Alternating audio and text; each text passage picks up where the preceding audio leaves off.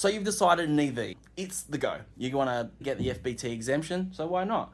But how does FBT work and what else do you need to know before you jump into it? Right, let's look at my example here. I've got on the board an $80,000 vehicle. It's assumed it's been held the whole FBT year. Now, what we want to do as accountants, when we look at fringe benefits tax, we look at what the benefit of that car is, disregarding whether it's for business or personal. And we want to see what the true cost of owning that car for that year is for the business. So in this case here, I'm saying there's $5,000 of operating expenses, and that includes GST. There's a depreciation component, and there's also an interest component, but that also reduces every year as the car gets older. Now, when you go and buy a motor vehicle, you're going to have to do a logbook, and that logbook determines how much of that car is for business and how much of that car is private use. And the private use comes into that next part of the calculation.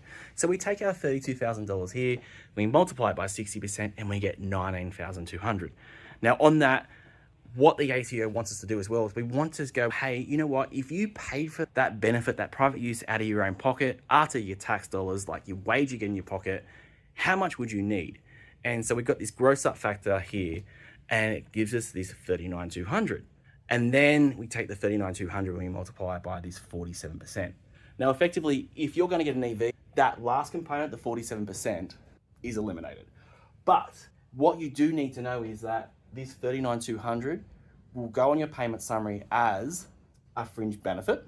And then when you do your tax return, it goes in return and it gets added onto your adjusted income. And that amount there is important basically for when you determine whether you're eligible for maybe Centrelink or whatever else, where there might be some sort of benefit. So it's really important to note that yes, you're going to get out of this here, and especially if you're a business owner, you don't have to add this figure here back to the sales. You have to add it back into income and get back to basically paying tax on a figure like that.